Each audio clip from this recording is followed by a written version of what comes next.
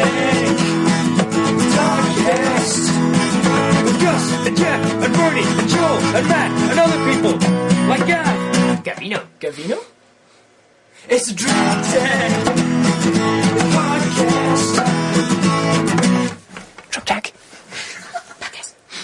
There's something about acoustic, songs that just touches the heart. Oh, I wanted to throw my panties. I did throw my panties. Nice. I think everyone who listens to the Drunk Tank has a guitar. Like, there's no, there's no trombone players, there's no piano players, the violin guy. It's like going through college. Or maybe I just really like the acoustic guitar, and I just throw all those other ones away. How many? So you like every time a guy with a recorder sends one in, you throw it away. Yeah, fucking delete. Gus does throw his panties every time. Hey-o. Hey, it's a podcast. This is number 35. Who knew we would last this long? Of Hey, how many? I just want to say I got a lot of trouble from now till the last time I was here because I wanted to talk about Zombieland, and I was like, I'm not sure if I should talk about Zombieland. And Gus was like, yeah, go for it. And needless to say, I got a lot of hate. Why? Mails. People Why? were like, you spoiled it for me. Ah, fuck I them. hate you. Fuck And I 'em. feel genuinely bad about No. that. By the time you No, talked so- about it, that movie had been out like 3 weeks. I feel, true. I feel So, fuck 'em. genuinely bad about it. So, I mean, that said, I'm never going to talk about And Zombieland you also again. said you were going to talk about Zombieland. They can I'm pause. not going to talk about Zombieland. Joel, I think you're Wait. missing the point Well, of the emails. I am going to talk about Modern Combat 2, though. He's never gonna Modern talk Combat about 2. What's Modern Combat 2? It's the sister game to Modern Warfare. Oh. Sorry, Modern Warfare. Combat and Warfare 2. I think last night, like 10 times in a row, my wife asked me, "What's the name of this game again?"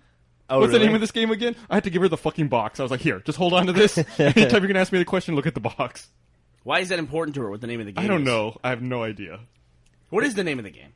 Call of Duty Modern Warfare 2. It's not Call of Duty 6 Modern Warfare 2? No. It should be called no. Call of Duty Kick Fucking Asshole. Yeah. All over the neighborhood is what it should be called because the game is awesome. But it's the asshole. I know, really. They took it to a really creepy level. Yeah. Not kick ass, kick asshole. Yeah, brown shoes now. It's good to have a specific. I think have you played it all yet, Bernie? Or are you still Nope. a little busy? I have, Okay. actually, I can kind of sit out this discussion because I'm not a Modern Warfare fan, I wouldn't say. Everyone else in the world seems to love these games. Why? No, it's not that I don't like them. It's just like I don't like. I'm really looking forward to Left 4 Dead 2 next week, and I have a copy of Modern Warfare. I will play it, but the last one that came out, which everyone loved and was the #1 most played game on the Xbox 360 so far, probably. I never played a single round of multiplayer on that. I have 1,000 points in that game. I got them all in one weekend, and then I was done with the game. I don't Multiplayer think in that game is great too. I think. I don't think I played any multiplayer of Call of Duty Modern Warfare either. I think I played it like 2 or 3 months after it came out, and my rationale was everyone's really good at this game now. I'm not gonna subject myself to that. Yeah. Yeah, but why didn't you play multiplayer? There's one reason you didn't play multiplayer. Because of Halo 3. No. No achievements. No achievements. Oh. You'd have played the shit out of multiplayer if it had achievements. I would But have it- felt it- obligated to, yeah. Yeah. And it's a good multiplayer. It's very super deep, and it has like a reward system that I think pretty much works. Yeah, it's got a leveling system too, Yeah. kind of similar to Halo. It Yeah. seems pretty cool. Don't you but- unlock better weapons as you get better? Yes. Yeah. That seems like an... It- You it's a also little- get like points you can spend for doing good things in the game. Absolutely. And playing well. And the point you're about to make is it's a little unfair, is what you're about to say. Maybe for someone who's just jumping in versus Yeah, give the level But, 50 a bazooka. It's okay. It's not as bad as you think. I didn't feel that way at all. Like when we were playing it when we had the challenge last year, Finch was in town and he was playing multiplayer, and I sat down and I played a couple levels, and I was no good, and I was still able to like unlock helicopter strikes and all that shit. I will tell you that it's like amazing when you first start playing the game, and then if you're actually able to kill one of these guys, it's like a super high level, and grab his weapon, and then you get used to his weapon that's got like a laser scope, and blah, blah, blah. It's hard to go back. So you can pick up the stuff that these people drop? Absolutely, but it's not. You don't spawn with it, so it's. That's cool. That is cool. Why would you need to spawn? Once you have the weapon, you kill It's, everyone. it's one of those things where you have to play it, and you'll understand it after you. Yeah, play it. I think I'm gonna play Modern Warfare 2 multiplayer though. Now Can I- that it's out. Can I ask you a question about that? Seeing a potential flaw in that system, can you pick up your dead teammates' weapons? Yes, you can. Because while I don't spawn with it, I spawn right next to it. that's Got one. something Yeah. I feel like. I don't know if team- there's I feel friendly like fire in that game. or Yeah, not. there might not be friendly fire. That's what it is. It's not friendly fire. You're absolutely right. Not friendly fire. I see. Yeah. So there shouldn't be. I don't think.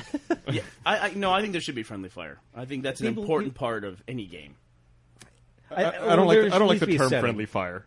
There's nothing friendly about it. But you should be allowed to boot anybody the first time they kill you. Yeah, that makes yeah, sense. I agree. Maybe not with a grenade. Maybe you get a pass with a grenade. What's your favorite video game that's not a Halo franchise? You mean a shooter game? Because I'm assuming that's what you mean. Probably Graw. I like those games a lot. More than Left 4 Dead? No. Well, I don't consider Left 4 Dead to be in that category. Like, he just asked me, my brain went immediately to Graw. I think, he was thinking like military. I was thinking the alternative I to just thought you Modern meant Warfare. FPSs in general. But Left 4 Dead 2 is right up there with Halo for me. That Left 4 Dead series is awesome. Yeah, it is. Is there co-op functionality in Modern Warfare? Modern Warfare 2. Yeah. Yes. There is? Yeah.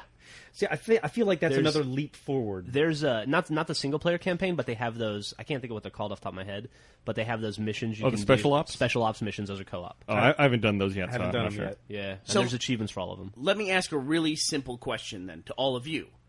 Does it live up to the hype? I'm the least far out of everybody in this room next to you. Doesn't I matter. guess. Does it live up to the hype so far? To me, it absolutely lives up to the hype. Really? Yeah, I'm going to say something that's going to be weird, though, is that I'm not all the way through the game. I'm like 80% of the way through the game. And so without knowing the ending, I think the first one was maybe just a smidge better, but they're still both phenomenal games. I think it's a good game. I don't think it's necessarily better than the last one. I think the last one was, I don't know, kind of groundbreaking in a way. Right. And then this one, it's just, you can only innovate so much beyond that, it seems like. That last game was so close to perfect. They tried to they had tried to up the oh shit value in this game. Absolutely. And you get a little desensitized to it. But it's still Absolutely. But it's still fucking, tremendous. fucking great game. And it's gorgeous, and it's fun, and it's really fucking cool, and super stressful. It also playing that seems, game. from the outside, it seems very story-driven. Like, people want to know, did you get to this part? Have you gotten to this part yet? Yeah, it feels more story-driven than the last one to me. I can't tell you anything that happened in the last game. I remember there was a Ferris wheel. I remember there was a nuclear bomb that went off. I can't recall anything from the campaign, but I'll tell you what I can remember. I can tell you every single inch of that plane in the Mile High Fuck Club yeah, achievement. Because I ran that thing about 250 times. Yeah, I can still see. I probably ran it. I did not get through it as quickly as you. I probably ran it 400 times, and I can still see it in my head. To Pretty this much day. straight. Yeah. Because 2 days. a run was about a minute and a half, if you were lucky. Oh God. Wasn't the goal to do it in a minute? The goal is to do it in 2 minutes. No, it was a minute, wasn't it? We'll look it up. 55 seconds or something like that. Yeah. This game is the only game that I play minutes. where it's like I play it on. I go through the game on one setting, like an easier setting, and then I will go back and I will play it on harder settings. This is the only game that I do it on, and it's like a game where you're playing it on the easy settings, and in the back of your mind, you're like, "Oh man, when I have to play this level, it's going to be a nightmare." I'm playing it on regular right now, and there's some parts where I'm like, fuck, I keep dying and dying. Like, I cannot imagine playing this part on a harder difficulty. I think that this might be why I'm not as into the game as I was the first one. Because on the first one, Burnie and I had to play it on veteran first time through, so it was truly challenging, and you got really invested in how well you played, and you paid the utmost attention because you had to give it 100% of your attention all the time. And because I'm doing videos for Achievement Hunter and I'm playing it on Recruit right now, so there's no challenge really, And I think that takes me out of it a bit. Yeah, So I think it might be a better game than it feels like for me right now playing it on Recruit. I was watching you blow through some of that stuff on Recruit that was like making me so mad last night. Yeah, right. I was like, God, it's so easy now. But even then, I do have moments in Recruit where I get stuck. Like on that breach thing where you watch me try like 8 times. Yeah, sadly, Recruit. it took you the same number of tries to get through the breach it? thing as it did me on a harder difficulty. Yeah. Jeff, I know what you mean, though, because last time I played it, we were doing that race to get all the achievements, and there was a massive incentive. Like, Right. I could have won, and if I'd have won, I theoretically would have gotten something from you for winning. And then, likewise for you, you were playing, and you knew that if you won, you would get something from me, and then if you lost, you wouldn't have to give up anything. You knew that going into it. I didn't have that luxury that you did in that achievement. Because we're now, 2 years now? Anniversary of Gosh, that? when did that game come out? Yeah, it was 2 years ago. 2 years Has ago. it already been 2 years? What was the? Who The can bet was remember? whoever. Not let's the not- bet. let's What- not. What was the? Let's The not- bet was whoever let's would not rehash finish the this game first and again. get all the achievements first would then tell the other person, you have to do an achievement that Right, but I what, have. what was that achievement? Specifically, I chose Dead Rising's 7 Days Survivor achievement, which, Jeff, at any point in the last 2 I years... have an out for Jeff. A lot of 7 days have passed since the last 2 years. I have an out for Jeff. What's that? Like, I heard the story about Dead Rising the game being responsible for overclocking the processor on 360s and killing 360s. Rumor.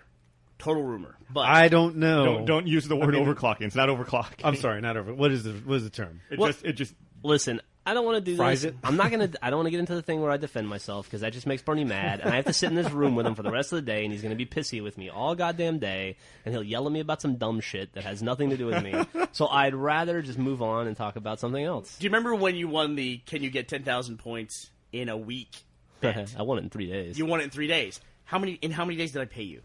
Like 3 days. Yeah, It's pretty fast. it's $1,000, by the way. Yeah, thank you for that. And in 2 years, you have been able to get a goddamn video game achievement. You know what I did with that $1,000? I have no idea. Have you played Dead Rising at all since then in the last 2 years? Yeah. I went could back and turn played that- it this year. You could turn that into a video, cool. maybe. Yeah, maybe. Can we put like a high-pitched filter on his voice just for the rest of the podcast? Can we do that? How does that feel to not fulfill a bet? Just like, I'm not going to do it. I seriously, I don't want to do it. I don't want to get into it with you because I don't feel like I didn't fulfill the bet. I feel like the bet changed on me. You know, the good news is that his wife defends him and says, "Oh, he shouldn't have to do it." I think. Like, that's going to sway me in any way whatsoever. To be fair, my wife does not defend me very often. So she's not usually on my side. That is true. That is true. So I feel like when she is, it's deserved. I heard that your kid threatened your wife with physical violence the other day. She did. No, it wouldn't stand up in court. Millie she's smart. She just turned 4, and she's starting to get to that creepy age. Like, you can see this picture she made me last night, which is Daddy and the Ghosts, which is kind of scary if you look at it. I'll take a picture of that for the link dump. And then she just turned 4, and she wanted to watch a movie the other day, and Griffin said, no, we're going to go grocery shopping. Wait, she drew that? Yeah, Millie drew it last night. And Daddy and the Ghosts. That's actually a little disturbing. It's pretty scary, right? But not as scary as this story. The other day, Griffin, Millie said, "Mom, I want to watch a movie. I want to watch, I think, Totoro or some shit." And Griffin said, No, we're going to go to the grocery store. You can watch the movie later, maybe, if you're a good girl. And Millie said, "Mommy, it would be sad if you broke your nose." And Griffin said, "Excuse me?" And she goes, "I'm saying it would hurt really bad if you broke your nose. It would be sad." And Griffin goes, "Are you threatening me?" And Millie goes, "You'd have to get a new nose, and that would hurt." Wow. She's doing like a mafia-style fucking shakedown on my wife. Did she get to watch her movie? No. And she's going to be a pit boss when she grows up. Yeah. No kidding. Boy, you got a lot of nice things around here, Mommy. Be ashamed if something got broken. Yeah. That's awesome. Yeah, so I don't know where she got that from, but I mean, she watches The Godfather a lot. Aside from that. Between you and me, I'd let her watch the movie. She sleeps in your house, you know what I I mean? know, dude. And she doesn't sleep as much as us, too. Like, Yeah. I always wake up at like 5 in the morning and Millie's just laying next to me, and I have like, what the fuck? Oh. You start locking So, your door. If she wanted to be dangerous, I could wake up with a knife in my fucking stomach for all I know. Or with a horse's head next Yeah. to you in the bed. Or the cat's head. She'd be like, "I told you to buy me the dress." So. It's scary. It's definitely scary. I'll bet you'll let me watch the movie now, Daddy. You know what I always want to suggest to somebody? We just passed Halloween, and on my neighborhood, there's girls that it's a set of quadruplets, you know. And I always thought if I had little girls, Girls, not like hot teenage. no, I mean like 4 or 5. Oh, like, okay, cool. like your daughter for Halloween. I would have to make them dress up like the Shining Girls, especially if I had twins. I would just have to do that. That would be one awesome. year. God, how creepy would that be? Yeah, that'd be fucking really creepy. But if there's 3 of them, then how would... Well, you know, you can let the other ones be strawberry shortcake and have normal childhoods. You know, while Dad creeps out the entire neighborhood, just stand in the window and stare at everybody. Nice. So, did you see that EA laying off some people? 1,500 people, dude. Yeah. That's fucking really sad. That's pretty major. It's a shitty time of year to be laid off, too, I would wager. I didn't even think about that, too. Yeah. It's fucking horrible. I feel like they reported their quarter like a week or 2 weeks before that. For some reason, I want to think that. And they were like, "Don't worry, Wall Street. Next quarter, we're guiding up, and our profit margins are going to be increased." Well, supposedly one I don't know. of the reasons they had to lay off 1,500 people was because they bought some casual game company, and they needed to free up some cash. $250 million for, what was it, Joy Walk or something? I've never heard of the company. Yeah, it does it does games for like Facebook and Twitter and this, that, and the other thing. Yeah. And they're talking about this now. Like a lot of developers are saying, you know, if there's not $1 million development of a game for like an iPhone going on right now, it will happen soon. Like, really? That's where we're going, I think. I would think we got to be getting close. I mean, we have Assassin's Creed for the iPhone at this point. I think a lot of must have been dollars are expensive. flowing into that space. There's a lot of cool stuff on the iPhone now. Civilization's on there, SimCity's on there, and they're very robust games. Yeah. I don't feel like I'm missing anything. Oregon Trail's on there. No kidding. Is it really? Is it really? Yeah, it's like a. Shit. My wife will get that. It's like a fucking 70 megabyte download. Now get Maybe it. bigger. Yeah, it's pretty serious. It's good too. I played it. Wow. I got to Oregon. Nice, dude. Made it. Congratulations. My son died on the way. Did he get cholera? I think an eagle picked him up and flew off with him or something. You know, is that the lamest reward for any game of all time? You're in Oregon. You made it. Congratulations. You ran out of land. There's now water in front of you. You can't walk anymore. Which is too bad because you're in Oregon. Enjoy our bland food and ugly women. This is one of the things we talk about. My wife's a beautiful lady, but she's from Oregon. But when we went on our first commercial shoot with the White and Kennedy guys, this was like 3 years ago, Gus, or so, maybe longer. 3 or 4 years ago. They're based in Portland. They're based in Portland, and like in like the coolest building I've ever seen in my entire life. But we were chatting with them about Portland because I'd spent a lot of time there because of family stuff. And I asked them how they liked living in Portland. And they said, "Well, it's a bring your own girlfriend kind of state." That's the only thing I'm going to say about that. Really? They go, "Really? That bad, huh?" And he goes, "Yeah, there's not a looker there." So Nice. if you want to have a good time in Oregon, you got to import. It's like getting to a party at 3 a.m, after it's already peaked. And if you're a female listening to this podcast from Oregon, Prove us wrong. Which is highly unlikely. Nudes. I was going to say there's probably a reason why we don't post a lot of pictures of this podcast being made. There's not a bunch of good-looking dudes in this room in Austin either.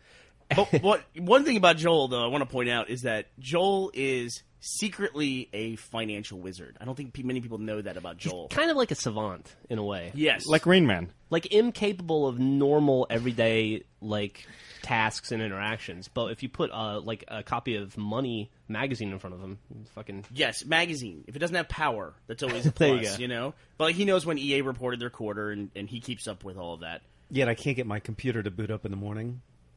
If Joel and I could get together, we could actually be the dumbest person ever. we could create a pretty decent financial team because I'm very good at predicting when shit's about to fall apart, and he's very good at predicting when we've reached the bottom and we're about to start coming back up. That's true.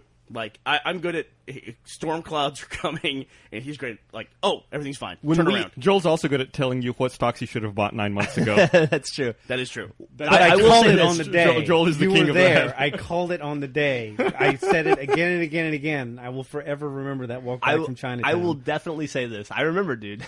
I was like, "Why don't you put your money in it?" Then you're like, "I can't do it. I just can't do it. I can't pull the trigger." It's gone up like, But- 600%? Yeah, I will say that the second we moved our 401k into a new plan, and we all had to like pick new 401k shit, I just went to Joel and I just handed him a piece of paper and I said, "What? Just check off." No, what you I lied. need." I went to Joel and did that. Then you No, I did were it like, too. "That's a good idea." I did it too, and we both did it. And he was like, "You want this? That's all you want." It's And, like, okay, We also got it's really doubled. lucky with the timing. It's doubled since March. it's doubled since March. Yeah, thank you, Joel. Yay! God, mutual fund doubling. Well, I mean, the major indices have Sure. been up huge. So Whatever indices means, absolutely. I'm right there with you. I love the indice. When you make a 401k plan, we actually have to pick 25 plans that then we can choose from, and then all our future employees will get to choose from as well. Future employees.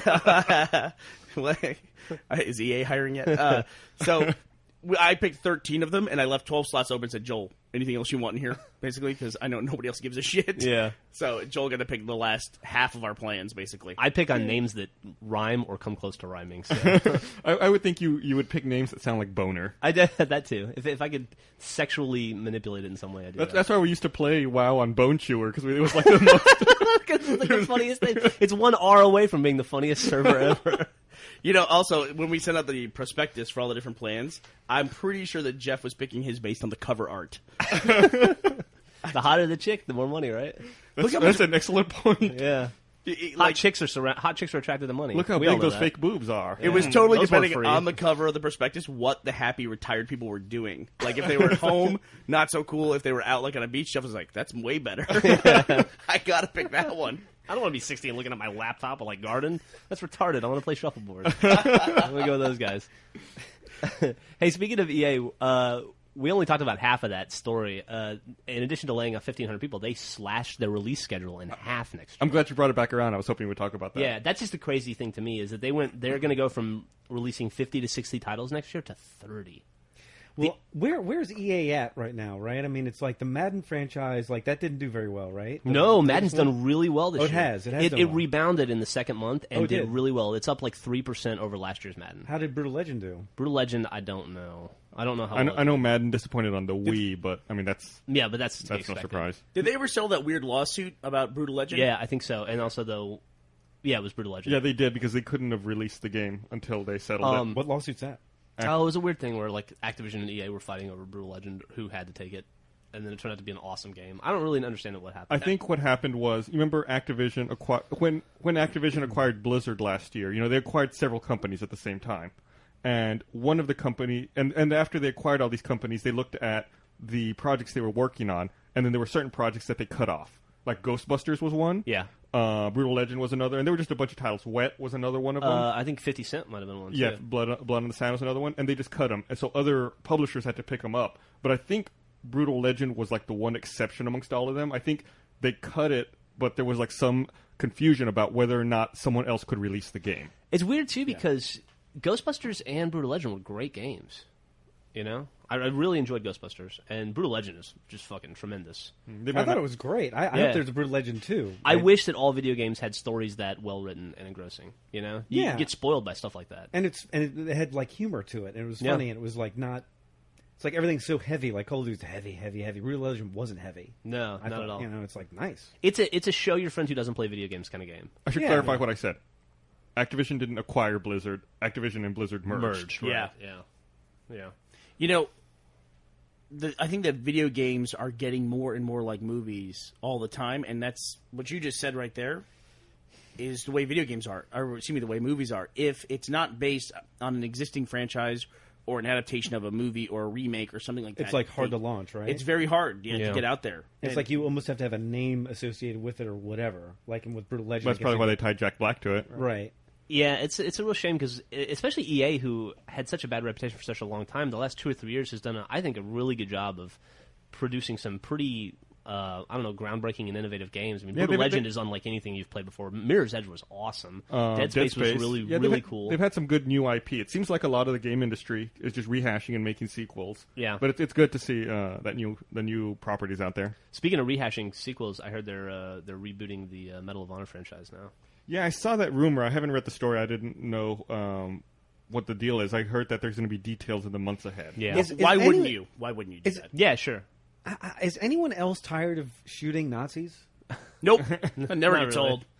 It's like the one group of people it's like Nazis and zombies are like the two times you can shoot people and it's okay. It's true. It's true. That's true. Why World at War had Nazi zombies and it was perfect. It was like the Venn diagram of killing.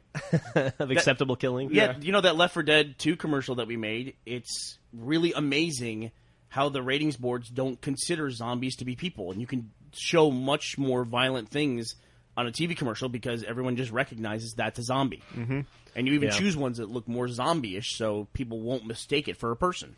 And then it's okay to hit them with the baseball bat. Boy, that is always a tricky thing because it seems like on every single commercial project, it seems like there's a different set of rules from the ESRB regarding what you can show and what you can't show. Yeah, they have a set of rules for every scenario. And then when you do sports games, you have to bring in players' associations and stuff. Yep. It's fucking ridiculous. I can't remember if we talked about this, but that email... I think we have. Did we? We already probably talked we talked about making a shirt out of it on the podcast, I think. The best rule to me is how you cannot have a gun barrel pointed directly at the screen or at at someone who's looking at your advertisement. But getting back to the EA thing yet again, you were saying that you thought Madden underperformed when it actually did pretty well, and then FIFA. This year's FIFA is the fastest selling sports game of all time. Well, that's a global franchise, right? But EA, like what's his name, John Reticello or Resitello? I'm not sure. Yeah, the CIO of or the CEO of EA pretty much threw Wii under the bus and blamed Nintendo for all their lackluster sales. They said that isn't everything associated with the Wii they said going? that every multi-platform title fails on the Wii essentially, and that there's no real market there. It seems like it's just a different crowd. They like he basically it is a different crowd, but he basically said they bet on the wrong console during that quarter or in that year, and it just buried them. Wow, it's crazy. Yeah. Well, Peter Moore's over there too. He's in charge of EA Sports. EA Sports, Yeah, he left Xbox after the whole Red Ring thing kind of came to a head, and they recognized it was going to be $1 billion loss to fix all that. then he was off to EA, and now EA's doing that kind of stuff. It's kind of like the industry in general is kind of I bet Peter Moore doesn't wear a lot of tank tops these days. Just want to show off his Halo tattoo to all the EA employees. Oh yeah, that's probably true. That's probably true. Was that real? Did he really get that tattoo? Real, I'm pretty sure. This is gonna date me a little bit, but every time I see EA in writing, Electronic Arts, I don't think of it in my head as being EA. I think of it as being EOA. Because the original logo for EA was an E that was square, and then the A was a pyramid, but between them they had a sphere. And I looked at that all the time when I was a kid, like when I played Dr. J versus Larry Bird. That was a great game. And I just got in my head that that company was EOA. And I thought maybe the O came from in the middle of electronic. And that's where they pulled it out. I pulled it up just to prove that was the original one. Yeah, I remember that logo. So to this day, I'm like that company is so misbranded in my head. I still think of them as EOA. It was probably a good move to get rid of that circle. Yeah, why did no they have kidding. that? I don't know why they had it. I guess they thought it looked cool. And they needed to space out the E and the A so that you could see all of Electronic Arts to make it the same size or something. It was probably something they could actually render in 2-bit graphics back then. It was. Probably had to lay off a couple dudes for getting rid of that O. They laid off the sphere. That was their first cut. No, they laid off the curve department. After Dr. J89 didn't sell so well, they had to do some layoffs, and Sphere made the cut. Did you see also that Star Trek Online has a ship date now? Does it really? Yeah. When is it? February 2nd, 2010. Or for the nerd-inclined, Stardate 6355.4.5. I was going to ask him what Stardate that would be. Guess who's going to be playing Star Trek Online? Who? Me. Are you? Yeah, well, my wife is a huge Trekkie, and she's into MMOs. She loves WoW, and so we had a conversation a while back about how I was explaining to her how obviously she and I are going to play the Old Republic together, because why wouldn't you play the Old Republic? And she goes, I don't care about Star Wars. Is there a Star Trek one? And I was like, yeah, of course. She's like, oh, fuck, yes, there's a Star Trek one. So now we'll be playing that. Well, don't you guys think that Star Trek lends itself better to MMO than Star Wars does? I don't know. We'll see. I definitely think it does. I mean, why? It's exploration and talking to people and being bored for long periods of time. Large block text bubbles that you have to read. Yeah, and there's even low classes of people that just get killed all the time, so it's acceptable. It's all about diplomacy. Yeah, just don't roll a character with a red shirt. Yeah, no kidding. Then you'll be okay. What does anyone know? What timeline does this fucking Star Trek Online take place in? Dude, I don't know. What does that mean? Does it take place in the reboot timeline or the normal timeline? And if it takes place in the normal timeline, where in the universe or when in the universe does it take place? That's a really good question. There's a lot of... That is a really good question. Are we going to be playing Nemesis, or are we going to be playing, I want to serve in Captain Janeway. You know how I date all of the Star Trek timeline is on the letter of Enterprise that they're currently on. Because to me, Star Trek started with whenever they built the first Enterprise, and then they've blown up 6 of them now, and they're on to F at this point. Yeah. So that to me is that's how you date the Star Trek franchise. You think they'd quit giving him fucking ships? You think you'd stop building Enterprise? I mean, how much money is that? It's you did what again? Oh, god damn it. Got another loss this quarter. Yeah, you don't know what the lifespan of those things are. It can be a long time. Where the hell do you get the materials to build all those goddamn ships? These things are huge. Hey, especially when you can't invade planets and take their resources, you have to negotiate and be diplomats and play nice with them. That's very true. And if they don't have warp technology, you can't interfere. That's the main thing that I'm surprised no one everyone talks about that latest Star Trek movie and was oh, it was a good movie or whatever, but it's that little caveat at the end where they change everything. It was awesome, right? That was great. It's just confusing. It's just no, it's totally fine. I don't know. Well, it's like you said. It's what timeline is the game going to take place? It's just so muddled now, and it's just I don't know. It just seems like the biggest. I found it. The game takes place 30 years after the events in Star Trek Nemesis. The game starts in 2409. That doesn't help me a bit. What is Star Trek Nemesis? Nemesis was the last Frakes movie. It's right? it was the one where the Romulans were trying to make the Picard clone, and it was the one where Data died, right? Is that a spoiler for a 4-year-old movie? I'm sorry. I think it might be older. It was the one where Data committed suicide to save the ship. Yeah, it was cool. So Data will not be in the Star Trek MMO. It's a great. If you guys watch the movie, look out for the scene where Data kills himself. It's really cool. So I'm gonna lay some money down. I'll put a bet with you guys right now. I'm gonna say within about a month of the launch, either before or after Star Trek Online, that Fox News will run some kind of story about how it's socialist propaganda to indoctrinate people. What is the impact of playing in the Star Trek universe? I cannot wait to hear what Fox News has to say about Modern Warfare 2. Oh, really? I mean, there's a level, and again, you know, if you haven't played the game, this is like level 2. So if you haven't played the game, this is your own fault. There's a level where you walk into an airport and start mowing down all the passengers who are waiting to get on planes. No way, really? You kill every civilian in the airport. Your mission is to kill every civilian in there. And I've never seen a game where you just see hordes of people just getting mowed down. Yeah, like when you first put the game in your Xbox, it pops up a warning, and it's like, there is shocking imagery in this game. Do you wish to have the option to skip it? And then you can either say, I won't be offended, or yes, please skip it. And they even say this will not affect your achievement progress. Here's the question: did you guys start mowing down? I didn't fire my gun at all. Oh, yeah, I was looking for people who were like hiding or hurt. And you, no, dude. Oh, yeah. You took those guys out, huh? Oh, yeah. I walked very sadly. I tried to like stand in the way of people that were like hobbling around so that the guys couldn't see them. See, I tried to defend the people. I imagined being in that security line, and I was playing a mini game in my head where it's like, which of these people would have taken the longest in the security line? And those are the people I was going after. Okay, that makes sense. I was like, you still have your shoes on. You think you can take that bottle of water through the metal detector? What's wrong with you? You know. Okay, it makes total sense now. In addition to the like Bernie's Fox News comment, I think the thing that we'll definitely see is like 2 months after Star Trek comes out, it'll follow the path of all non-WoW MMOs. 2 months after it comes out, they'll announce they have 1 million subscribers, and that's awesome. And then in another 2 months, they'll shut down 90% of the servers. It seems to be that's like the move, right? Yeah, the move. I think it seems like when the game launches, everyone's always afraid that they're not going to have enough capacity to serve the players, right? And then they end up having too much. Yeah, it's sad. Yeah, I mean, it's better to have more crowded servers than to have totally empty servers where no one's playing. I totally agree. Yeah, absolutely. Nothing worse than being in WoW, walking around and seeing nobody. Hey, Gus, did you get your PS3 Netflix disc yet? Yeah, I did. I haven't put it in my... Oh, you did get it? Yeah, I got it on Friday. I haven't put it in my PlayStation yet, though. That's pretty cool that you got it that quickly, though. Yeah. I just started to read reviews about it I think around Friday. And not very good. Oh, really? Yeah. I heard that it was very similar to the Roku interface. I don't know. I saw a video of the interface. It did look like the Roku. It looked like a little more elegant than the Roku interface, but the complaints were all just that it's really slow. Super slow off the disc. Well, that sucks. Oh, I guess that makes sense. That's a shame.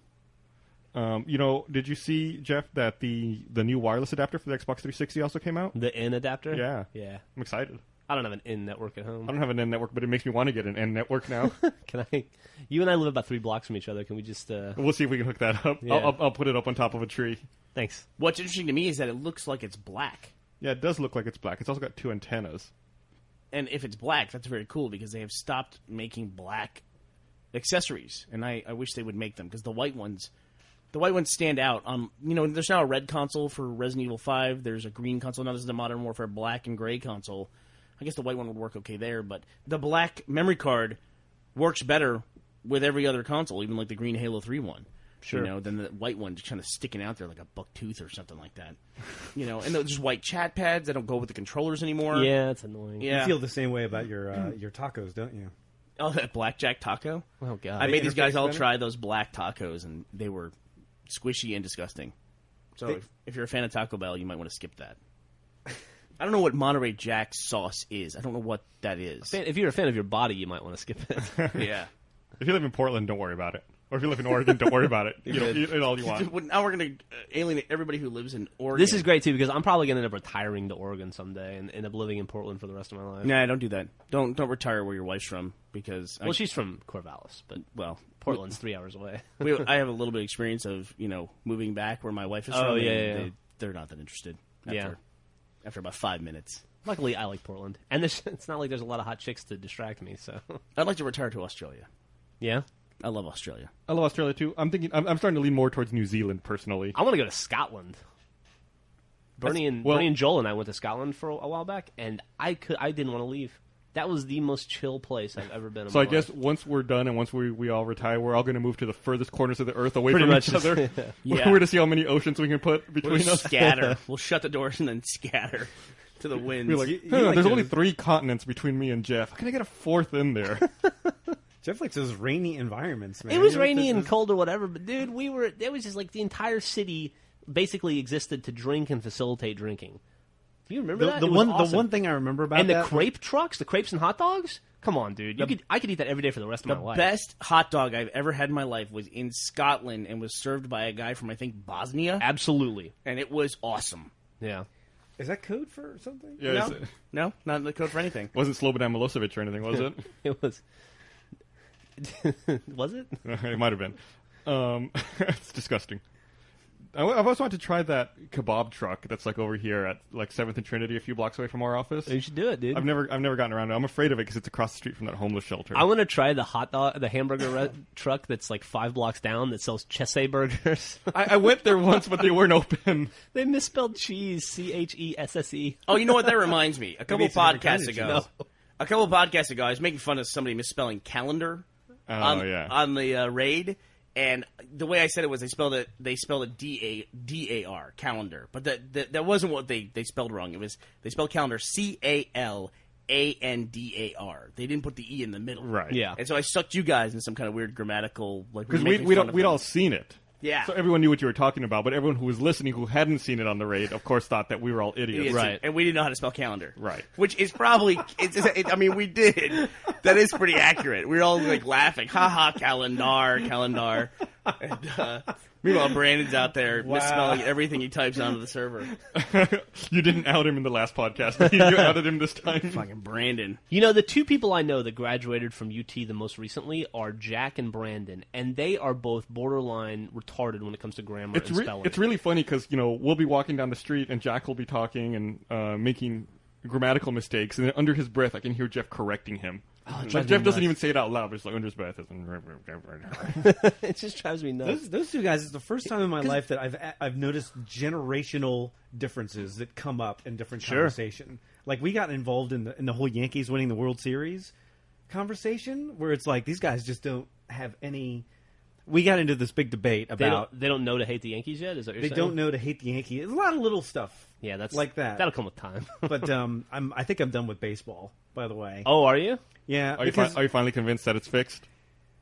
You know what? There are so many overwhelming problems with baseball. It's like, first of all, the more you watch baseball, if you watch baseball and you're a fan of baseball and you're serious about it, you'll discover that at some point you're going to be watching what happens in the off-season more than what takes place on the field, because I've come to realize what occurs in the off-season means a million times more than what happens on the field. Hey, I'm going to go to lunch. Do you guys want me to pick you up anything? Because I know Joel will be going for about 2 hours on Can this. I just say, Joel, really quickly, as a fellow baseball fan, I think the biggest problem with you in baseball, honestly, is that you're a Rangers fan. It's I mean, true. that doesn't help. It's awful. It's like... Well, it's like they've created a sport where whoever spends the most money wins the games. It's like WWE wrestling. I'm a French Army fan, I only date women that have kids already. One day it's going to work out for me. Now you're singling out single mothers. I love it. Well, they put out. This will make you happy. This will make you really happy then, Joel. Have you guys seen what Sammy Sosa's doing? They have the he's doing the Michael Jackson. What is the story with that? He's pretty now. Yeah. Look at this. Look at Sammy Sosa, Joel. Look at him. Holy shit. And he swears he's not bleaching his skin. But look who he's standing next to. I don't know who he's standing next to. An incredibly hot girl. And she looks confused as shit in that picture. That's Sammy Sosa also, Joel. Yeah. That's the next step. You're looking at the old Sammy Sosa. The hot girl's the new one. That's the after. That hot chick, that's Mark McGuire. That's a whole different story. I would never say that to his face. Oh, Jesus, no. You're going to get steroid punched. That is frightening. What's going on? What's going on there? It's just age and a lot of money. You just kind of go nuts. Sure. I think you have to. I think that's part of the process. I think if you have too much money and too much time on your hands, you just go crazy. Yeah, what do you do to entertain yourself when you have everything in the world at your fingertips? You got to get into some freaky shit. Dude, as long as he goes that route and not like the Steve McNair route where he ends up dating psycho girls that fucking murder him, It sucks. Way to kill the mood of the podcast. Shit. Oh, I'm sorry. Are you guys really sad about Steve McNair dying? There's a big Steve McNair fan group here. Joel's disillusioned with baseball. I got disillusioned with pro football years ago because I grew up as a Houston Oilers fan, which is really a lot like being a French Army fan. And then, as far as I know, the Houston Oilers are the only franchise in the history of professional sports to be bought and then completely dissolved, and they're gone. Like, that didn't happen to the Cleveland Browns. They even made steps to make sure that didn't happen to the Sonics when they moved to Oklahoma. Yep. Oklahoma. But I mean, football has a salary cap, right? I don't care. I don't watch pro football anymore. doesn't care. I couldn't care less about pro football. Why would you care about pro football when you've got the national championship of UT and Alabama coming up in a couple months? How awesome is that going to be? It's going to be great. I'm excited. It's going to make for some interesting. We're finally going to have sports talk on the podcast. I know, it's going to be really fun. You think the Bama's going to make it by Florida? I hope so.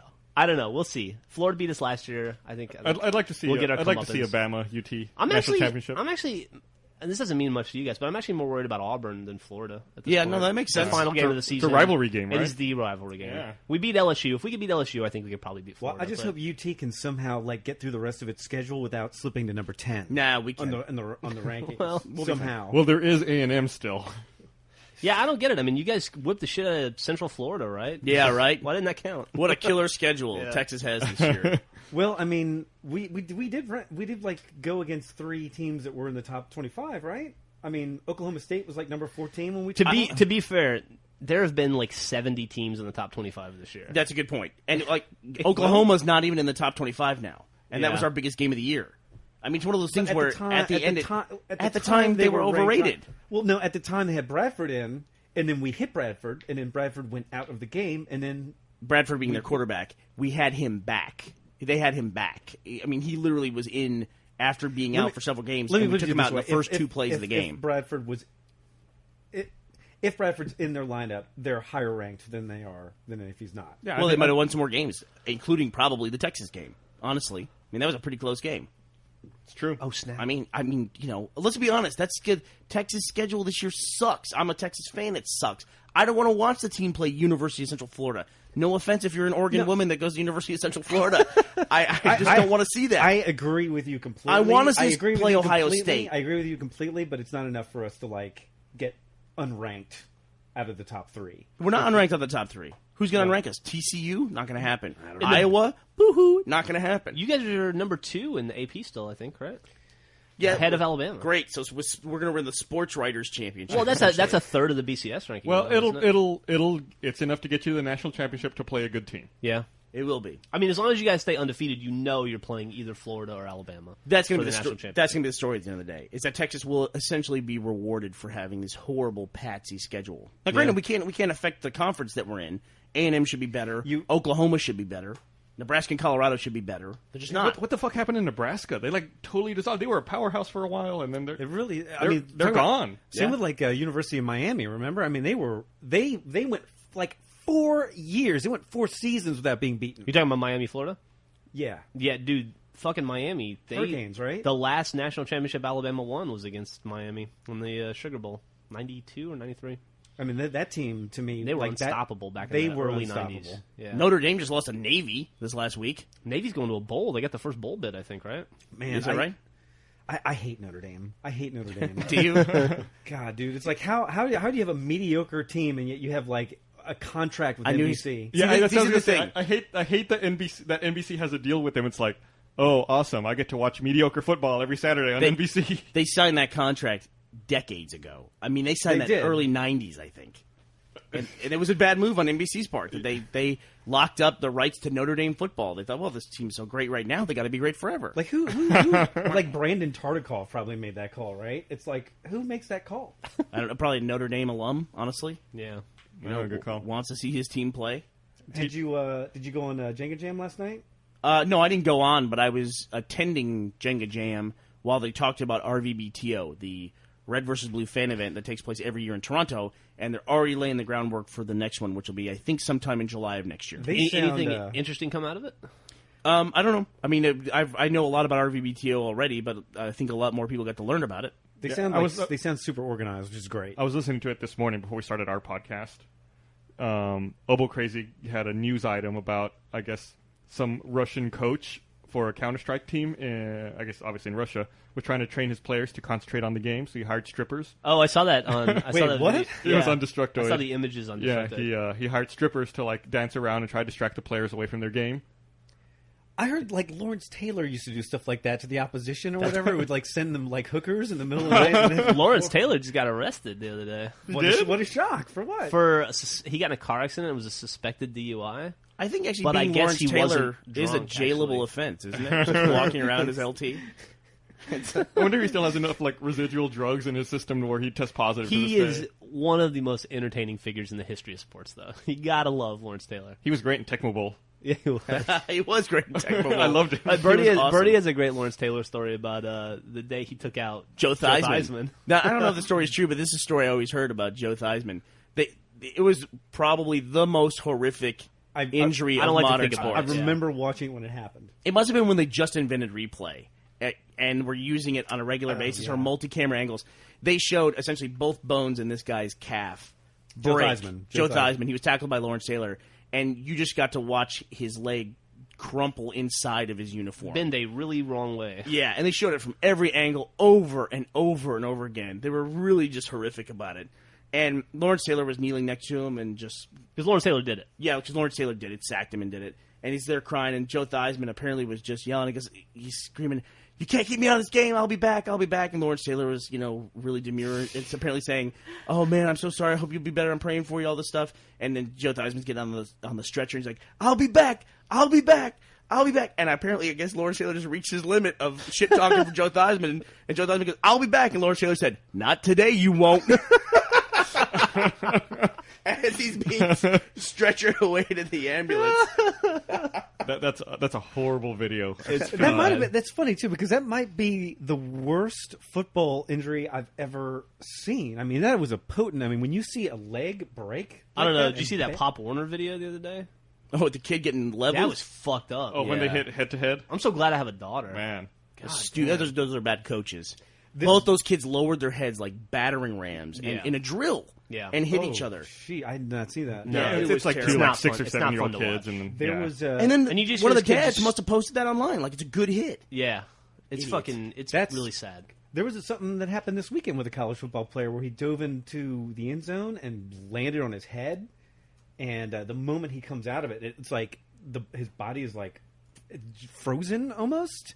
It's like his limbs just go like. Oh, it's just Did he go disturbing. like knocked out boxer where he's like still trying to punch on the ground? Kinda, and it's just that's so not disturbing cool. to see that. You know, I saw a dude that he leapt to go in the end zone. Did we talk about Reggie Bush flying 6 yards? Fuck, dude, that was in mid awesome. stride. Yeah. did we talk about that? I don't think we know. talked about it, but not only did he do it, he did it like he was he was just fucking skipping. He was like boink. big step. Yeah. I'm going to take a big step from the 6-yard line. It's like it and looks get like in a the water end zone. puddle. I'll just hop over that. Yeah, he scored a touchdown. 6-yard water puddle. Who were they playing? It was the Saints versus. I think there's somebody in the white helmet, but I can't think of it. I don't think it was the Cardinals. Anyway, yeah, it was an amazing, amazing play. This has got to be the most macho podcast in the history. Here we of go, our baby. company. We're talking about sports finally. I saw a hit that happened. I saw the replay of it where a guy went to dive into the end zone. And we've all seen that play where that helicopter, the Miami Dolphin guy gets hit and he does the helicopter. Yeah. Right, uh-huh. Well, this was a weird set of circumstances, and you see the whole thing get set up where he gets hit in his legs, and he jumps as he gets hit in his legs, so he kind of tilts to the right, and then some other linebacker just comes up and hits him.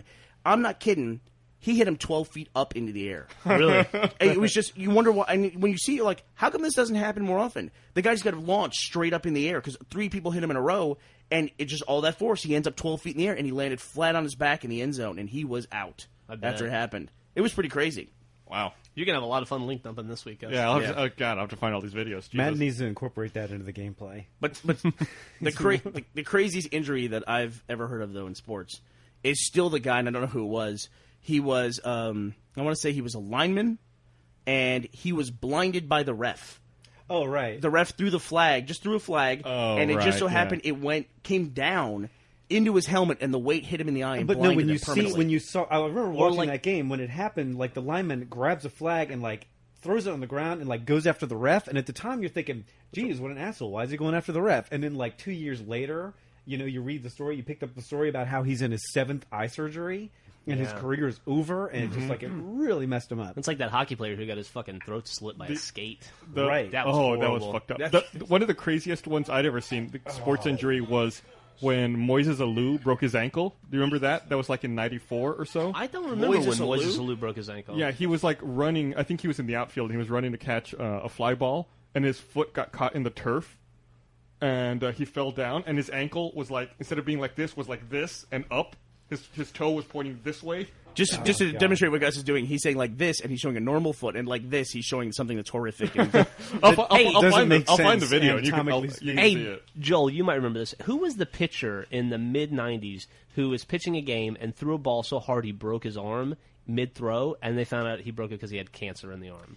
Do you remember that? I remember that guy, and then he healed and made a comeback. And then they won the pennant to go to the World Series, and he re-broke his arm in the celebration. Yeah. How sad is that, dude? Yeah, I remember that. There's no way I remember the name, but I totally remember that He was a pretty story. decent pitcher back then, too. I can't remember who it was. Yeah, I guess that hopefully we'll find out in the link dump. I remember Yeah. Abbott, the guy that had one, who was a pitcher that had Jeff one hand. Abbott? No, it was Jim Abbott, wasn't it? Was Jim Abbott? Jim Abbott? The worst sports injuries, by far, have got to be the weightlifting accidents. Those, like, when you see weightlifting accidents, those are always the worst. Like, seeing arms bend backwards and, like, those are the worst. You know what's really odd about this, too, is that class of injury is just horrifying and you want to look away. Skateboarding accidents, always funny. Yeah. It doesn't matter always, what they do. They're always nut shots, right? Yeah. Or they break their arm and you're like, dumbass. It doesn't matter. Well, it's because you're like, if you jump off a roof on a skateboard, you deserve to break something. And I'm a skater, and I pretty still much. agree with that. Like, you stand on a skateboard, you recognize that what you're about to do is stupid, and when you do something stupid, you just have to deal with the consequences. It's one of those moments where you look back, where all of a sudden you like dissolve yourself from the human race, and it's like, what are these people are putting themselves on a board with wheels and then trying to jump off a 20? Before I was 25, I had 3 concussions from skateboarding, and it's like I never once felt like I got robbed or it was a bad deal. I knew it. I did all that stuff too as a kid. I was like a freestyle bike guy or whatever, and this is ridiculous. Like I was sponsored. I've broken all. You can't break a toe, but I fractured all of my toes. What? I broke a growth plate in my arm. I did so much damage to myself. It was unbelievable. Was this back when the bikes had one big wheel and one little wheel? Was that the kind of bike you had? It's true. I had a really long It was mustache. sponsor have a cute curly mustache. Speaking and of we'd rescue the girls from the railroad. fucked up injuries like that, my cousin used to be really into motocross, and he would do a lot of amateur motocross racing. And this is one of the worst.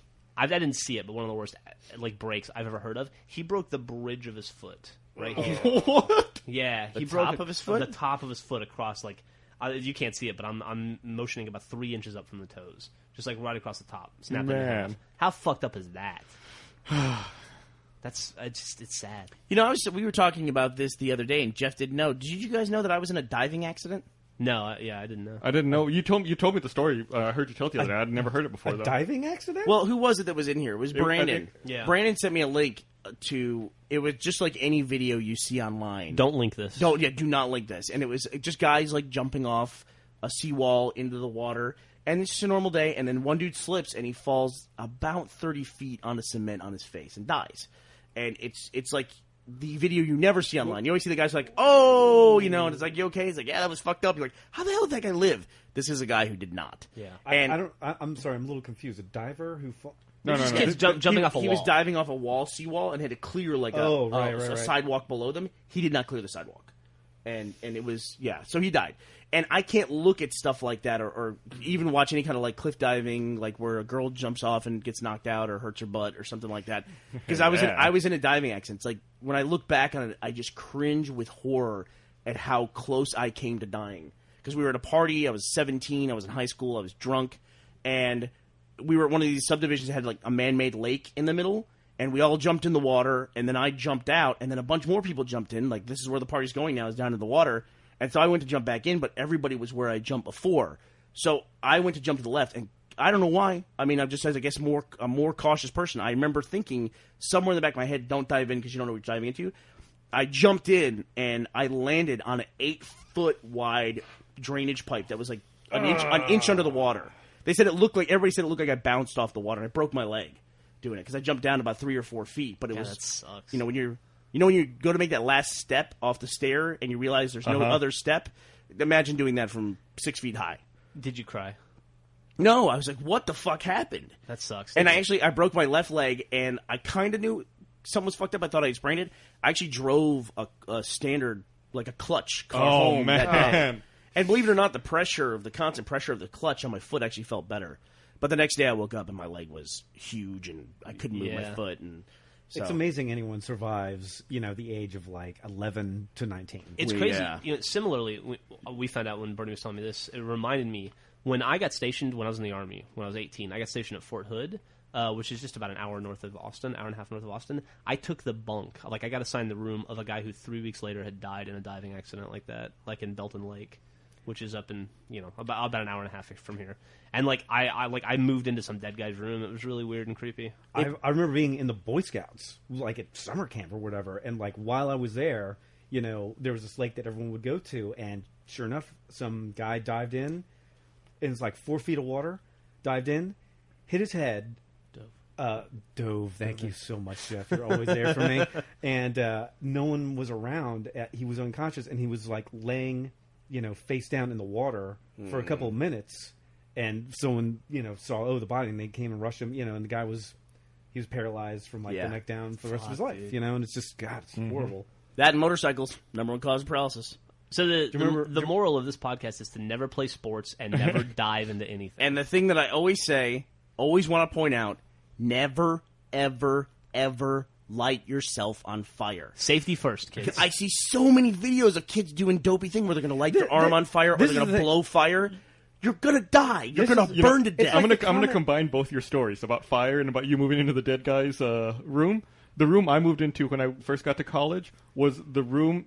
The previous guy who lived in my room had burned down the pub at my college. Is that true, really? Yeah. He got convicted of arson and had to go to prison because he burned down the fucking Did you get to have, like, all A's that semester? Wow, that's pretty Speaking of, crazy. all right, I'll go one up on that. I had to sit next to a kid in math class in 8th grade, or 7th grade when I moved to New Orleans, or the outskirts of New Orleans, which is a fucked up place to live. Sketchy dudes. And the kid I sat next to had just gotten out of juvie after being expelled from the school that he burned down. I had to sit next to this kid. It's fucking terrifying. The kid, there was someone who sat 2 seats behind me in my 9th grade history class who went to prison 3 years later for murdering someone. What? Wow. He was a big dude. I was like, bet. The lighting yourself on fire thing is something that's really close to home for me too, because I have a history of almost lighting myself on fire and looking back across the years going, oh my god, I can't believe how close I came to dying there. Didn't your mom bust you making napalm once? That's what I was about to say. I was about 14, and when my friend down the street, our generation, like discovering the internet, for our generation, Yes. it was discovering the Anarchist Cookbook. The Anarchist, pretty much, that's right. you knew- Yeah. yeah. That's why you got online. Like now, you kids get online to download porn. We got online to download the Anarchist Cookbook, which was a text file of all these crazy things you could make with household products. And my friend down the street had an Atari 400 computer, or maybe it was an Atari 800, with a 300 baud modem. You would transfer a picture in about 20 minutes. Nice. A 100K picture if such a thing existed.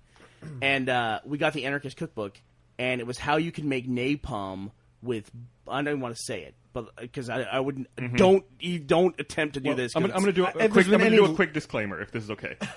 You shouldn't look for this anymore because as time's gone on, people have created modified versions of this file with stuff in there that's wrong and that will kill you. Really? Yeah, so like the file that exists now is not the same file we saw back then. So you'll mix two chemicals and you'll die of like chlorine gas. Right. Yeah. So I mean, please do not look for this thing. Just stay at home and don't do anything. Don't click on the link in the link dump that Gus is going to put up. Kids, what we're saying is watch porn. Yeah. It's way Just cooler. really play the guitar and watch porn. That's right. it. No, Jack off, have fun. It's like what you said earlier. It's like wonder if it's getting worse because we're getting conditioned where all you see is videos on the internet of like something going horribly wrong, but guess what? I survived. And it's like, no. It's amazing amount of people get hit by cars and survive. But let me finish telling this real quick. What I did was, so one of the steps in this was I had to boil a gallon of gasoline on the stove. Okay, and I was not a really dumb kid. I mean, clearly I'm dumber than average if I'm boiling gasoline. But I knew we had an electric range and we didn't have open flames, and that it could make fumes. So I had a fan going and was blowing. And then my parents were gone, so I started boiling about a quarter of a gallon of gasoline in a pot on the stove. I'm serious, boiling it. And my mom comes home, and she said the whole place smelled like a mechanic shop because you're boiling gasoline. And I ran it out the back door, this pot of gasoline, and put it outside. And she came out. She goes, "What are you doing?" And she was just like crying, like, mortified. What? I don't understand what this is. And I tried to calm her down, explain the science behind it and all this. And my dad, who was a physicist, she said, "Get home right now. You have to talk to this kid. He's a maniac." So my dad comes home. They sit me at the kitchen table. I tried to explain to him what I was doing. and that I didn't think it was dangerous because while it made fumes, there was no open flames, and you couldn't ignite the gasoline unless there was an open flame. And my mom's crying, and my dad goes, well, technically, he is correct. That's definitely like your dad. Now my dad is in as much trouble as I am. But, I mean, I now know from everything I know about appliances and everything, any one of those appliances in that kitchen could cause a spark. Yeah. And I would have just been 98% burned across my whole body in 1 second. Gas The is story like wouldn't be nearly as funny. Gas is the worst thing ever. It reminds me, I was very bored growing up in Alabama, and so I used to huff a lot of gas. And Really, I could never have told. Yeah, no, tons. And when I was in the Army, But yet your grammar I is hope impeccable. my mother doesn't listen to this podcast. Anyway, so I was in the Army. I was between schools when I was in journalism school. And they would send us every morning to go out and do details, which would be like, you would just go into this room and they'd go, hey, you're going to cut the grass today. Hey, you're going to move some lumber. You're going to buff a floor. And one day they go, hey, it's winter. This is in Indiana in like November. And they go, hey, it's winter. It's time to empty out all the gas all of the lawnmowers on this entire base. You can do that by yourself. And they put me in a room with like 30 lawnmowers, and I was responsible for siphoning the gas out of it and then into cans for the winter. And I was like, best day of my life. So I started huffing gas, and I got so high and so fucked up, I threw up all over myself and passed out, and they had to rush me to the hospital. And I was like, I guess I just got overcome by fumes. To this day, that might be the first time I've ever told that story, that I actually was, like, when they were rushing me to the hospital in the back of a pickup truck, it was actually because I was huffing gas. It's almost like environmentalism. It's like, forget going green. It's just like, we need to get gasoline out of the hands of everybody. Yeah. Yeah. We just got to take it out of the scenario. I wonder if one day we'll say, like, do you remember we had to stop and fill our cars with fluid? Like, that won't make any sense to us at all. When you think about it, it's like, when you think about it, let me get this straight. We're going to have these machines that have highly flammable tanks, and we're going to put it a couple feet away from sparks. Yeah, and then on every street corner, we're going to have giant tanks of the same highly flammable... Not only that, but the flammable fluid you're putting in your vehicle powers your vehicle because your vehicle's constantly exploding. Yeah, 4 explosions every cycle. If it, an 8-cylinder engine. 4 to 8 explosions typically. That anarchist cookbook reminds me of how much the world has changed in like the last 15 years or so. Because in my high school, everybody had the anarchist cookbook, and we all played around with it and stuff, right? And it reminds me, like, in the 9th grade one time, I got in trouble because I was sitting in the second row, and this kid went up to talk to the teacher. I was in the first row, and the kid went up to talk to my teacher, who I fucking despised. And I pantsed him in front of her, and his dick fell out on her table, and it was like a whole thing, and I had to go to like get some counseling mildly and stuff. And I kept it from my parents. I still don't think they know. Anyway, and so the teacher got me in trouble. For your mom. They don't listen to the podcast. I from that day on, I was really mad at that teacher. And one day she started saying something to me, and I got pissed. And I was kind of a smartass in high school, and I was like, you know what? I've seen The Terminator, and Michael Bain taught me how to make pipe bombs, and I have the anarchist cookbook. I can blow your... And I said, I know what your car looks like, and I know where you live. I can follow you home and blow your house up one day. And she goes, go sit in the back of the room. If you did that today, like threatened to blow a teacher with a pipe bomb, you'd be in jail for the rest of your life. You'd be in Gitmo. Yeah, you'd be in that's Gitmo. Fucking terrorism. In like 1989, not a big deal. No, dude, that's... Now you hear kids will wear like Scottish kilts to school with like ceremonial knives and the belt buckle that are like historically accurate, and they get like expelled. I threatened to blow a teacher in her car up, and then nothing happened. That's pretty freaking crazy, Jeff. I mean, that's a really crazy story. I would not have been able to say that to anybody at any point. Well, don't ever piss me off. It's funny. That's pretty wacky. Yeah, you don't grab me as that guy at all, which is just goes back I was to being a smart ass. I don't think she took me seriously. You know what happened to me when I was a kid? Jeff's like that. Jeff's been like that his whole life, by the way. Anyway, go ahead. I went to a high school in D.C. Maniac. And when I was at the high school, a gunman came to my high school and held up the principal. And I can't remember this day if anyone died, but it happened at my high school. Dude, yeah. And at Lake Braddock in Washington, D.C. And I remember, like, the FBI came and hordes of police came. This school was huge. It was from 7th to 12th grade, so it was a huge school. So it had all sections off. And I remember, like, the school went into lockdown, and like the different classrooms were like locked down, and then like cops would come, and like certain classes were able to like get out of the school, and like the cops would escort you in the line, you get out of school, and then certain people were like trapped there till like 10 at night or whatever. Maybe I just went to a shitty school, because when I was in the 11th grade, we had a shootout, and a kid got shot in the leg in first period in the hallway, and I didn't get to go home. They didn't even stop classes. It was a normal like day. at the time, like it happened. At the time, these things happened, but there was no CNN. Yeah, I guess Right. that's true. Yeah. Like, do you remember bomb threats? There's a thing Oh, where yeah. somebody had a test and they call in a bomb threat to the school. Yeah. Yeah. Like, that was a normal thing. If you called in a bomb threat to a school today, that would be black helicopters swarming. Yeah. Whenever there was a bomb threat at my high school, like we'd walk out and then we'd walk like literally like there's like a driveway where you like I guess parents could come and drop off their kids, and we'd like walk to the other side of the driveway like 30 feet from the school, and I was like, this is the stupidest thing ever. And everybody knew it was stupid. Yeah, and I walked over to the principal and I was like, if there really was a bomb in there, stepping 30 feet away from the building is not going to do anything for us. Yeah. It was just an exercise in liability, essentially. Yeah.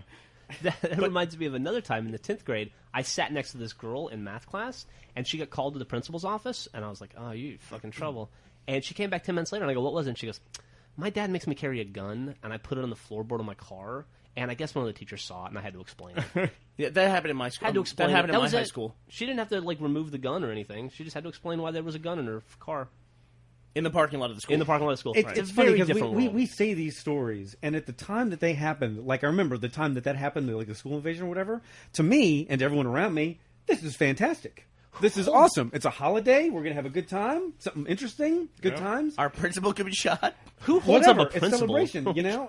Whatever. Who That's cares? where the big bucks are. It's all good times, right? But now you guys are parents, yeah. and now you got to go through the same cycle again, except for the other side. Yeah, I know. If there was a I'm not gunman looking at my forward kid's to it. school, I would be... Dude, my kid's 4 and she's already threatening to break my wife's nose. Yeah, I'm in for bad Yeah, times. even I grew up like in a small town, and like a kid showed up once with a gun and tried to shoot someone else, and they fought, and the gun went off and like shot a hole in the ceiling, and it was like, all right, she got expelled. But Back to class. Anyway, it was like just 2 female students. She got expelled, but other Two than that, female students? Yeah, it was like, all You right, know- everyone go back to class. I mean, honestly, probably stuff like that still happens to this day. I guess. And the person gets expelled, and we just don't hear about it because nothing came of it. We just hear about the ridiculous stuff. But Jeff, I mean, you were genuinely, as a kid, you were a maniac. Because you were... How old were you when... Was it elementary school... When your mom... His mom... No, Jeff's in elementary school. So think about this. I was like 3rd grade. Third grade, 8 years old. His mom's friend came to pick him up because his mom had to work late because she's a nice working lady. So She's a dental assistant. Her friend agreed to come pick up young Jeff. So this woman that Jeff sees every day shows up and says, oh, I'm so-and-so's friend. I'm here to pick up Jeff today. The teacher says, okay, Jeff, you know her, right? And Jeff goes, I've never seen her before in my life. This lady's trying to kidnap me. And the friend is like, okay, haha, Jeff, come on, really, tell her who I am, that you know me. And Jeff says, I really don't know. I'm kind of scared by everything that's happening right now. It got worse because eventually they got me to agree that I knew her, but then I said that the reason I'd lied was because she touched me. God damn, dude. What's wrong with you? Oh my god! Third She's grade. my mom's best friend. Oh my god! So is there an investigation on this lady? I assume. No. I had to admit I've never that heard that part of the story. I had to admit that I made it up. My mom reminded me of the touching part. I didn't remember that. Yeah. Wow, Dude, Wow! come on. You guys never did stuff like that when you were a kid just to have fun? Jesus.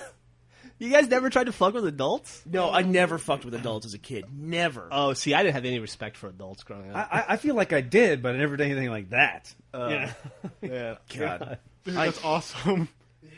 Yeah, and now your daughter's the same way. I showed you guys this thing that I found sitting on the counter at a convenience store that was $1. And it was the mugshots. right. It was all the mugshots taken in Austin over the course of the last week, and everybody's name and what they were charged with. And a picture. And like funny little quips about them. And It was a whole thing. It was like 30 pages, right? And we see this online. A good example would be like the Smoking Gun does their weekly mugshot archive that they put up. And to me, that's taking public information and using that for very nefarious purposes, in my opinion, especially if you're making money off of it. Because everyone came here looking at it, wow, this guy was busted for DWI. Wow, look at this girl, public intoxication. I wish I'd have run into her when she was drunk out in public because she's hot. And I said, I have to point out, everyone you're looking at is innocent. Because And they the haven't funny been thing is charged with no anything one, yet. and no one Right. will perceive it that way. No way. Everyone who will read that magazine, People everyone who will look at every single one of the people, that's a guilty person. The Instantly guilty. mugshot is the new Scarlet Letter.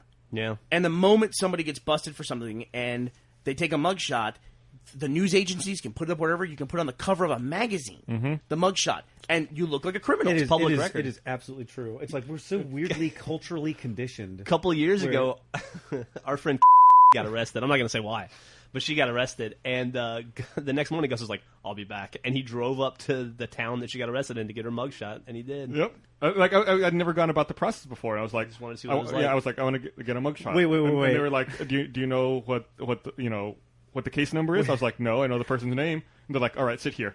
And then I sat down, and then 5 minutes later, they're like, all right, here you go. Why? You didn't do that. Why not? Because you just wanted. We just done it because we thought it'd be funny and a funny photo, and we could make fun of her with it. I wanted it to be her employee photo at the place we used to work at. Wow, that's fun. That is funny. The smart thing to do was not to hide what she did or what she was arrested for, but to hide her name. That might have been a better idea. I got your email yesterday regarding Child's Play. What's going on with Child's Play? Oh, we're trying to figure out who's going to go and who wants to go to the charity dinner. Do you want to go? Maybe it depends on what it is. It's in Seattle at December 8th, I think, or thereabouts. It's a very fun time. Cool. I wore a tux when I went. Nice. Yeah, we tried to wear like red and blue tuxes that one year, right? Is that what we did? Yeah, they didn't have actual red and blue tuxes, so we wore like tuxes that had red and blue. I don't know, cummerbunds or something. Cummerbunds, yeah. Well, Child's Play is already up to $250,000 this year. No, that's fast. That's a juggernaut. That's pretty cool. Of help. Let me ask you a question. When I'm reading a blog and it says find out more information after the jump, what the fuck is the jump? It's like where it says like continue or there's a read block, more. an ad or something in there. Yeah, sometimes. I think that's come to mean just something entirely different because people will say read about it after the jump, and then the next paragraph has the information. I can answer that if you'd like. Oh, please. The jump is a newspaper term. So, like, when you read an article above the fold on the front page of a newspaper, you're only going to read the first 4 or 5 paragraphs, and then you jump to page 6. So it'll say, like, continued on page 6. That's right. called a jump. That's right. And so people are just using that terminology for the internet when you get, like, an abbreviated news post, and then you have to click on it to go to the next page. I always thought it was, like, when there's, like, an abbreviated news post on the front page, and you click, like, read more, and it loads, like, the page with the whole story. Yeah, that's the jump. It's newspaper terminology. But it seems like a lot of people use it, like how Burnie's saying, how like they'll insert an advertisement or something else, and then like after the jump means after the ad. But then there won't be an ad sometimes. Right. It's just, maybe I'm seeing an archive version of it. They double space, and then there's the rest of the article. It's like a dramatic pause before you find out that there's going to be a patch for Warcraft. Do you know what the budget for Avatar is, Joel? No, what is it? No, wait, if you had to guess. What did you guess? Knowing that Titanic came out, it was $200 million, most expensive film of all time when it came out. This is 15 years later, whatever. I was going to say 160 million, but now maybe that's low. Oh my god!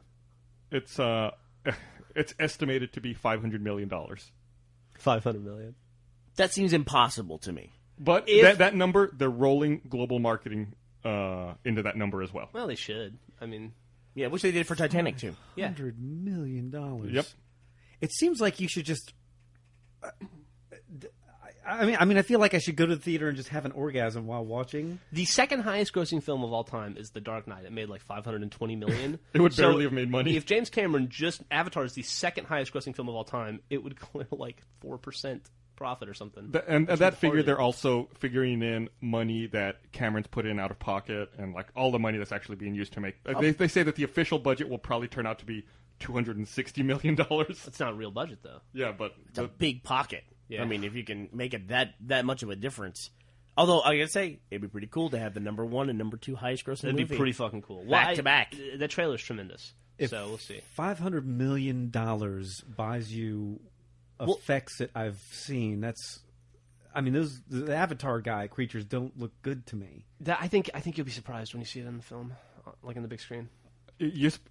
I hate saying this, but I'm really excited to see that movie on the IMAX in 3D. Yeah, I am too. I know that's so gimmicky, and I know I hate 3D. No, I mean, I'm excited to see anything on IMAX, just because it's like, it should look cool with the effects or whatever, but I'm the story, Really? Did you see the latest trailer that kind of explains the story?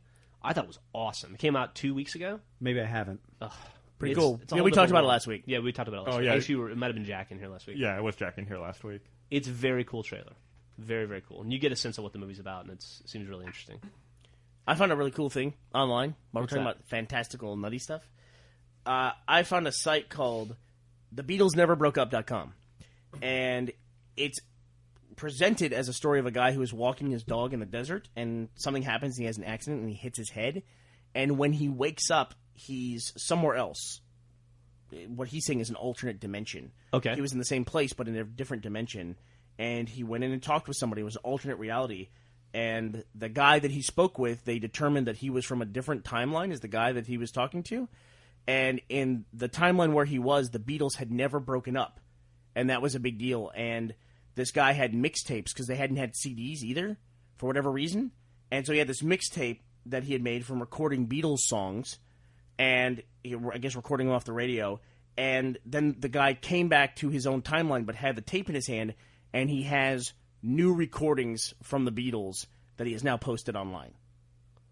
Does that make sense? What? That's so That's the craziest thing I've ever convoluted and crazy. I know what you're saying. So can you listen to these recordings? You can. He posted them all online. Does it sound... This is from Everyday Chemistry by the Beatles.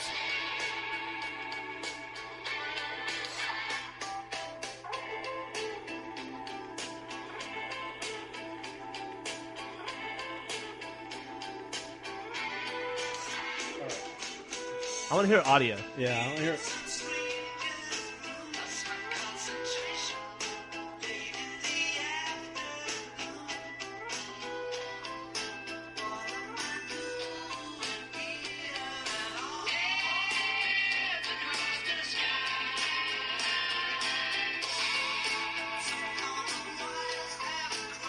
Presumably It's- from an 80s album. It sounds what you'd think it would sound like, doesn't it? It does sound like what you'd think it would How sound did like. he do that? Nobody knows, really. He was in the desert, and he hit his head. Is he still purporting that this is true? Yes, that he's sticking to his story, that this is how he got these songs. I didn't mute my phone. I'm sorry. It's my wife. I just thought it was really interesting. That's interesting. That's some John Titor shit right there. Yeah, That's, it's exactly right. yeah, Well, that's it's like pretty John cool. Titor. You have to send me a link to that, or I'll check the link now. And he's Yeah. got 10 songs that are all linked there from the mixtape that he brought back. Bring anything else back other He than just the he had it with him or something. I'll admit the story is really, really, really long, and I just kind of skimmed it and then started listening to the songs. And it was linked from another blog that I got it. So I think I hadn't heard about that. Seems like a cool idea. That's pretty fucking cool. The best thing about the internet to me is crazy weird crap that is like X-Files crap that comes out of nowhere. That's this crap. This is the best thing about the internet to me. Well, it's just creativity, right? Like it's like you have instant access to the collective creativity of every single person that has a computer, and that's pretty cool. To me, the new entertainment is this is not a story. This is like we're just going to throw this on you and you're going to consume it, and it's like some sort of weird thing. Sure, it's almost like what was the movie about the kids who go into the Star forest? Trek. Kids who go out into the forest. Where the wild things are. Blair Witch Project. Blair Witch Project. Oh, thank right. you. Like that, how they presented that for the first. That's got to be the new way to do stuff. You know, those guys are coming back now and talking about, probably because of Paranormal Activity, they're talking about coming back and making a sequel to the Blair Witch. There already was a sequel. The quote-unquote true sequel. But yeah, they didn't. Oh, There was okay. a studio made it. They didn't make it. But that's the thing. You shouldn't tell us you're going to do that. You should just make a weird thing and throw it out. I mean, that was the coolest thing about the Blair Witch Project is that we found it was online before anyone knew that it was a movie, and there was that moment where we didn't really. I mean, obviously it was a movie. That's the thing. If you can get people to buy into the premise before they've actually entered the theater or whatever, you've won. They were seriously promoting it as if it was found footage. Yes, Right. That's the way to do it. That's they put it out there. They leaked it out there, and like we watched it 3 or 4 times, you and I, Gus, before we knew for sure that it was a movie, and it was awesome. yeah. And I bet It like was when 10 times scarier because of that. I bet right. And I bet it was like to me that sort of event is unequaled. Yeah, But maybe I'm wrong. To me, when I'm on that level and I'm watching something in that way, I can't think of anything that competes with it. no, absolutely not. It was pretty cool. It was very cool. Pretty cool. And the weird thing about that one to me was I also remember everyone pirated that movie and watched it. It was on monitors at work at the call center, and I kept trying to tell people to turn it off. And everyone had seen it, but they still lined up around the block to see it when it came out in theaters. Yeah, Yep. That was pretty interesting to me. We saw it on open. Yeah, Jeff and I saw it opening day at the Adobe, and the line, like you said, was out and around the block. It was It's true. crazy. Whatever happened to those people, like Heather Donahue? I mean, were they ever in anything else after that? I don't know. I remember like Heather Donahue being on Leno talking about like her career and things that were coming up, but I don't know if they ever really went anywhere. We should look that up. We should link them to that. What about the guy with the kick that fucking man? Kicked in the fucking river. Fucking river.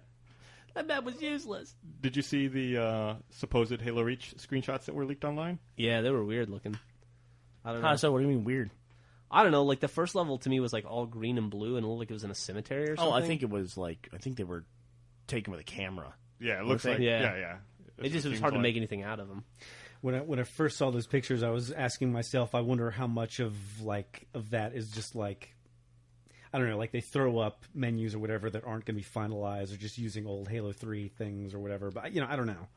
I gotta say, I'm skeptical too. I mean, the fact that Halo Reach screenshots are leaked 1 week before Modern Warfare 2 comes out, I'm skeptical of that. I also like, if I'm the guy that's going to leak Halo screenshots for a game that's not going to come out for, I don't know, a year or two, or however long it's going to be till that game comes out, I'm not going to put my name on the screenshot.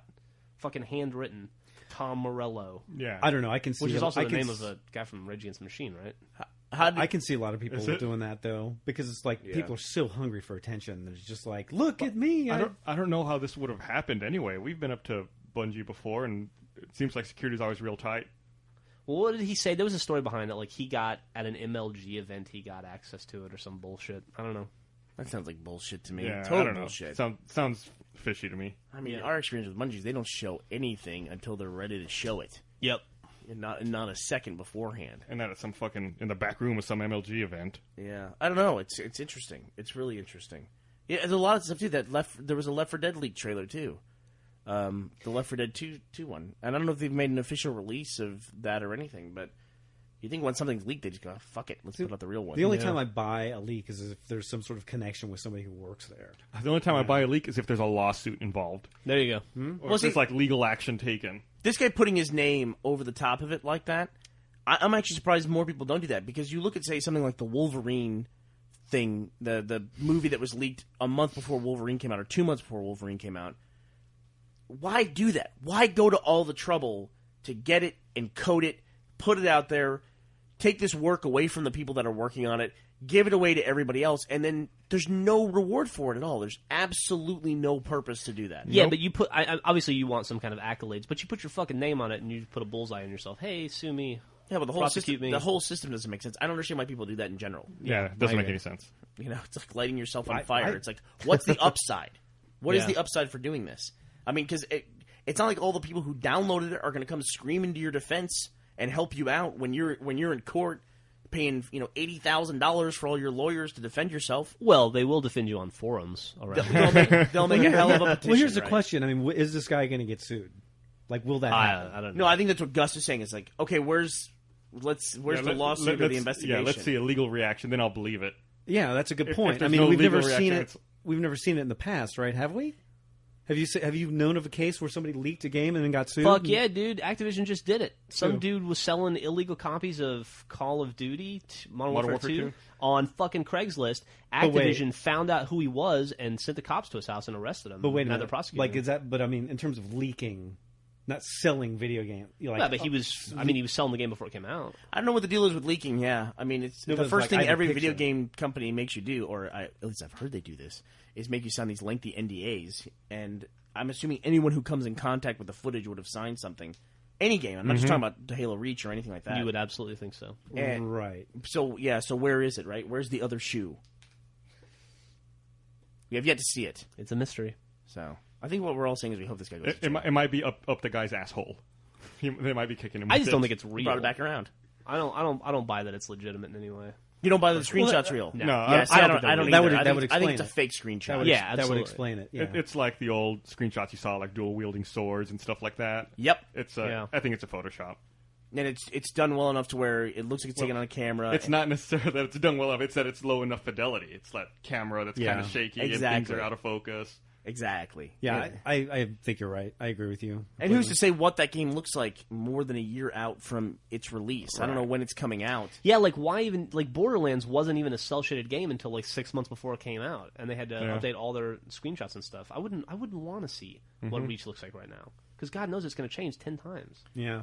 Well, I do remember though that there was somebody who was a Microsoft employee's kid leaked a video of the alpha multiplayer beta for Halo 3. That's how people found out about Last Resort.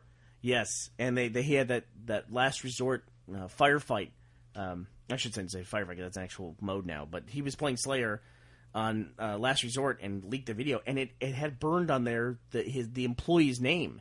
So the dad got busted, from what I understand, for that whole thing. Or he put his dad in jeopardy of his job, because he wanted to show his buddies that he was playing Halo 3. So dumb. It's the next generation of boiling gasoline on the stove. It is, yeah. It's like all the excuses we hear on our website. Oh, it wasn't me. It was my brother using my account. Boo-hoo. Oh, boo, yeah. I didn't mean to do it. This was my kid brother. It's funny how there's sort of just 7 general excuses, and then you see those same 7 general excuses again and again and again. Kid brothers are the scourge of the internet. It's always my kid brother did it, or my so and so just died, and I'm sorry. I'm in a really bad mood because so and so died, and I was just. I'm going through a really rough patch. I'm going through tough times. So I thought I'd take it on everyone else anonymously. So I thought I'd send this shock image out. I don't know. We've heard it all before. Dealing with my grief. The thing too is that dad went home and said, "Well, I hope your buddies like the movie you made of Halo 3 because they can buy you Christmas presents this year." Yeah, no shit. Dad's gonna be on the unemployment line. All right. Anything else we had to talk about before we wrap up? I guess not. Oh, you guys didn't see V yet, did you? No. Nope. All right, why don't you guys... I'm going to give you guys homework. Go watch V, and then we can talk about it next week. Go watch 3 seasons of Mad Men, since you're giving me that homework. All right, I'll do that. Watch one episode of V, and I'll watch 3 seasons of Mad Men. I have one thing to say about V. It's maybe I should just wait for it. I'll just wait for it. Okay. All right. Well, thanks for listening, everyone. Toodles. They're aliens. Spoiler. Oh, shit.